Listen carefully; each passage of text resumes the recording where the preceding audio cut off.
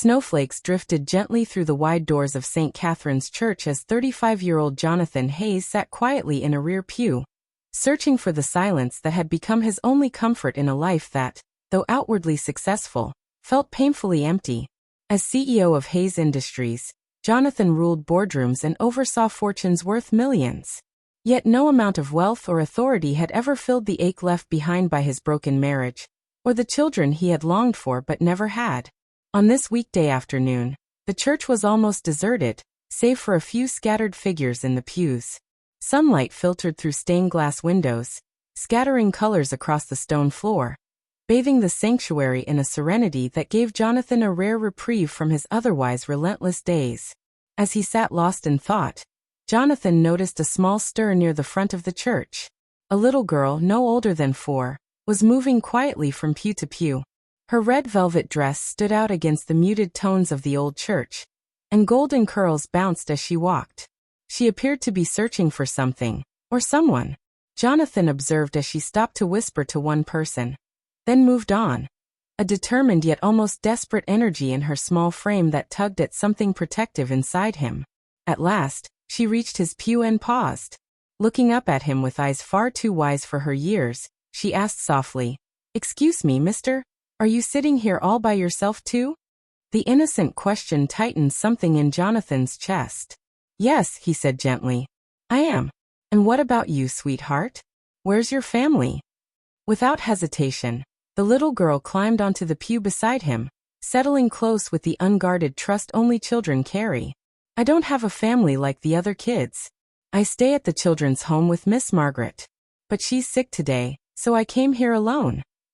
Jonathan studied the brave child who had made her way to church by herself, feeling both admiration and concern. "What's your name, sweetheart?" "Grace," she replied, carefully smoothing her dress. "Miss Margaret says I should always look nice when I come to God's house." "Grace," Jonathan repeated softly. "That's a beautiful name. I'm Jonathan. Can I ask, why did you come today?" Grace's expression grew solemn. "I came to talk to God about finding a family. The other kids at the home have people who visit them, or maybe even adopt them. But nobody ever comes for me." Jonathan's heart cracked as he understood the loneliness that had driven her here. "Oh, Grace, I believe there are people out there who would be so lucky to have you as part of their family." But Grace only shook her head, her tone calm with the kind of resignation children sometimes carry. "Miss Margaret says I'm too old now. People want babies, not big kids like me. But I still pray every day that maybe God will send me a papa who needs a little girl, just as much as I need a family."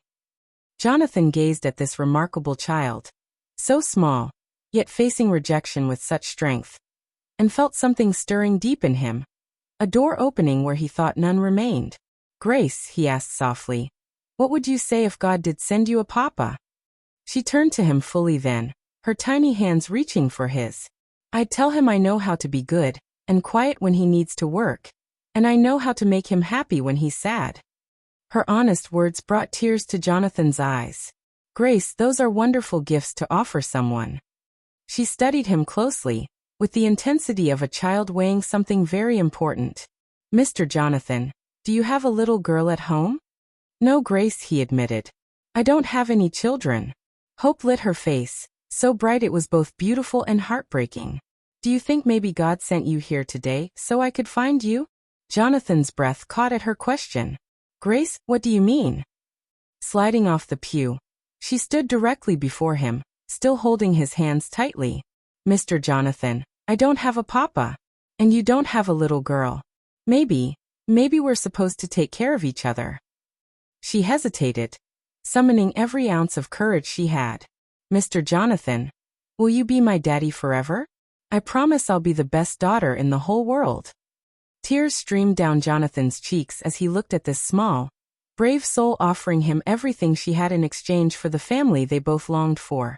"Grace, that's the most beautiful offer anyone has ever made me." He knelt so that he was eye to eye with her. "But being a daddy is a very big job. Are you sure you want someone like me?" Grace nodded with fierce certainty. "I'm sure. I've been praying for a papa with kind eyes and a gentle voice, and you have both." 3 months later, After navigating the long adoption process with the help of social workers amazed by the undeniable bond between them, Jonathan and Grace stood again in the same church where they had first met. This time, however, the pews were full. Friends, colleagues, and staff from the children's home gathered to celebrate her adoption.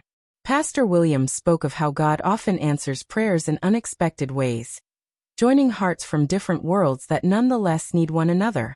Grace reminds us that families aren't always formed by birth, he said, but sometimes through the courage to ask for love and the wisdom to recognize when it's given. Jonathan and Grace exchanged simple rings that day, symbols of their new father-daughter bond. At the reception afterward, Grace climbed onto a chair and addressed the crowd with the confidence of a child who finally knew where she belonged. "Thank you, everyone, for coming to my adoption party," she said brightly. "I prayed every day for God to send me a daddy, and He sent me the very best one. Now Mr. Jonathan is going to be my papa forever and ever." Jonathan lifted her into his arms, overwhelmed by how this little girl had redefined his life. At just 4 years old, she had taught him the true meaning of success and fulfillment. Grace showed me, he thought, that the real question in life isn't what I can achieve, but who I can love. Real wealth is having someone who needs you as much as you need them. 2 years later, on Grace's 6th birthday, Jonathan watched children laughing in the garden of their new home. Grace, thriving in school and surrounded by friends, ran up to him clutching a drawing. "Daddy, I made this picture of us at church, the day we found each other." Jonathan looked at the crayon sketch. 2 stick figures holding hands in front of a church, snow drifting down, colors spilling from the windows. "Grace, this is beautiful," he said softly. "Do you remember what you were thinking that day when you asked me to be your daddy?" She lifted her face to him, wearing the same steady expression she'd had that snowy afternoon. "I thought you looked lonely like me, and maybe lonely people are supposed to help each other not be lonely anymore." Jonathan hugged her close, knowing she had been right. The solitary CEO and the orphaned little girl had been destined to find one another, not through contracts or strategy, but through the courage to ask for love and the grace to accept it. And Jonathan knew now. The most important meetings don't happen in boardrooms, but in quiet churches, where a child's question can alter 2 lives forever, and where promises of love are sealed not with signatures, but with snowfall through stained glass and the unshakable belief that some bonds are built to last a lifetime.